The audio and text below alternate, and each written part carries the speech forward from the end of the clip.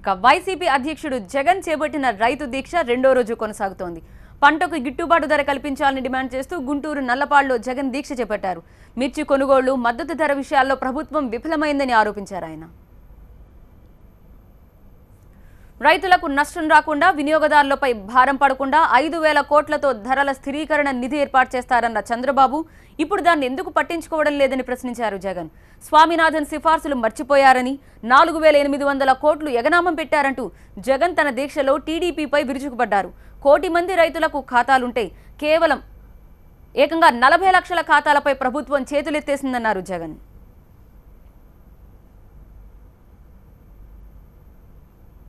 మా ప్రతినిధి నాగరాజు ప్రస్తుతం దీక్షా స్థలం వద్దే ఉన్నారు. అక్కడి నుంచి వివరాలు అందించడానికి నాగరాజు, ఓవర్ టు యు.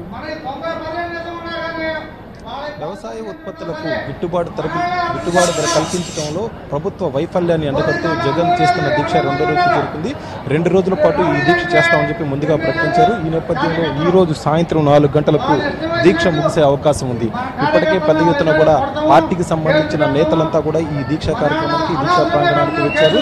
ముఖ్యంగా ప్రభుత్వం ఏదైతే ఎన్నికలకు ముందు ఇచ్చిన హామీలు ఉన్నాయో ఆ హామీలను అమలు చేయడంలో పూర్తిగా వైఫల్యం చెందింది ప్రభుత్వం అనేది ప్రధానంగా వైఎస్ఆర్సీపీ పార్టీ నేతలు చేస్తున్న డిమాండ్గా ఉంది. ముఖ్యంగా మిర్చికి సంబంధించి, ఎందుకంటే గుంటూరు జిల్లా మిర్చికి కేంద్రంగా ఉంది. ఈ మిర్చికి సంబంధించి ఇప్పటికీ ధర కల్పించడంలో కనీసం 2,500 రూపాయలు క్వింటాకి రాని పరిస్థితులు ఉన్నాయి. ప్రభుత్వం 1,500 రూపాయలు ఇన్సెంటివ్ రూపంలో ఇచ్చినప్పటికీ రైతులకు ఏమాత్రం మేలు జరగని విధంగా ఉంది. ఎందుకంటే 20 క్వింటాల వరకు ప్రభుత్వం 1,500 రూపాయలు ఇన్సెంటివ్స్ ఇస్తుంది. అంతకు మించి అంటే ఎకరాకి దాదాపుగా 20-25 క్వింటాల దిగుబడి వచ్చిన నేపథ్యంలో 2 ఎకరాలు సాగు చేసిన రైతుకు కూడా ప్రభుత్వం 40 క్వింటాలు ఉంది, 40 క్వింటాలు పండుతుంది. కానీ ప్రభుత్వం కేవలం 20 క్వింటాలకు మాత్రమే ఈ సబ్సిడీ ఇన్సెంటివ్ రూపంలో ఇస్తానని చెప్పింది. ఈ నేపథ్యంలో ఇక్కడ చాలా రైతులంతా కూడా ఆందోళన వ్యక్తం చేస్తున్నారు. ముఖ్యంగా పసుపు కూడా, మిర్చితో పాటు పసుపు కూడా దుగ్గిరాల మార్కెట్ యార్డ్ ఉంది. దుగ్గిరాల మార్కెట్ యార్డ్లో పసుపు కూడా 4,500 రూపాయలకి ఇప్పటికీ కొనుగోలు చేయటం లేదు.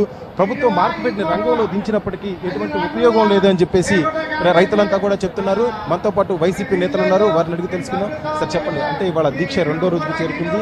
దీక్ష రెండో రోజు ముగియనుంది. అంటే ప్రధానంగా జగన్ ఏ విషయాలపై ఫోకస్ చేయబోతున్నారు? ప్రధానంగా వైసీపీ డిమాండ్స్ ఏంటి?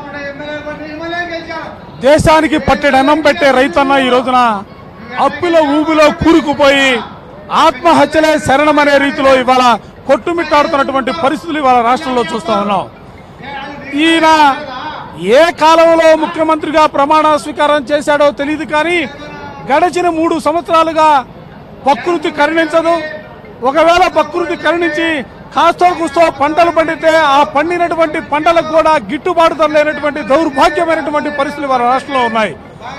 ఏ రాష్ట్రంలో ప్రభుత్వం అయినా కూడా రైతాంగం ఇబ్బందుల్లో ఉన్నప్పుడు రైతాంగానికి అండగా నిలబడటానికి, కాపాడటానికి తప్పనిసరిగా రైతుకి ఉపయోగపడే విధంగా రైతు పండించినటువంటి పంటల్ని మార్కెట్ ద్వారా కొనుగోలు చేయిస్తున్నటువంటి పరిస్థితులు చరిత్రలో చూస్తా ఉన్నాం.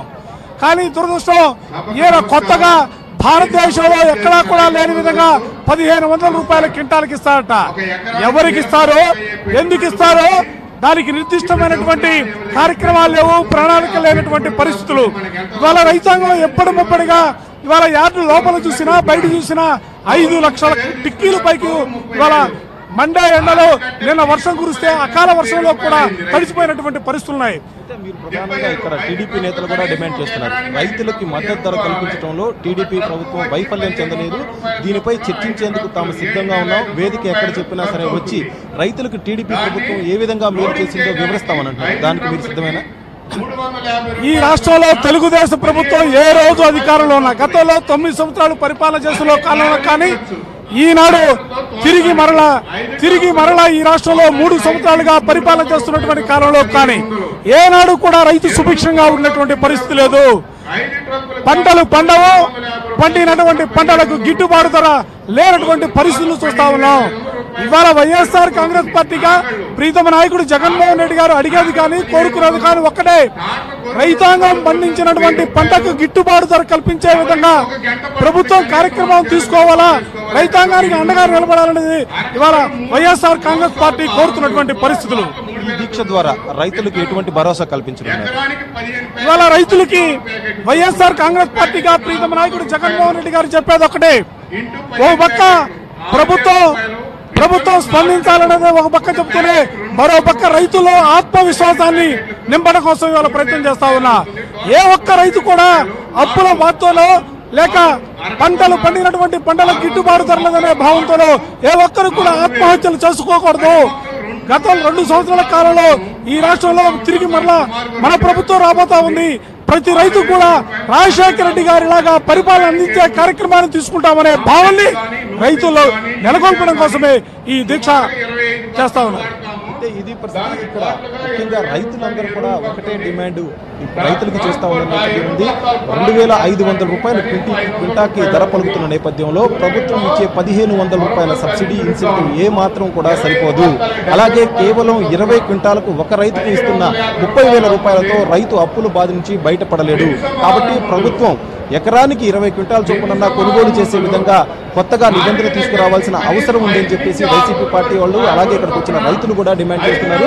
ముఖ్యంగా ఈ రైతు దీక్ష ద్వారా రైతులు ఆత్మహత్యలకు పాల్పడవద్దు, ఎక్కడైనా సరే గిట్టుబాటు ధర రాకపోయినా సరే ఆత్మస్థైర్యం కోల్పోవద్దు అని చెప్పేసి జగన్మోహన్ రెడ్డి రైతులందరికీ కూడా పిలుపునివ్వనున్నారు. మధ్యాహ్నం 3 గంటల సమయంలో రైతులను ఉద్దేశించి ఈ సభను ఉద్దేశించి ప్రసంగించి 4 గంటలకు దీక్ష ముగిస్తారు. Over to Hyderabad studio.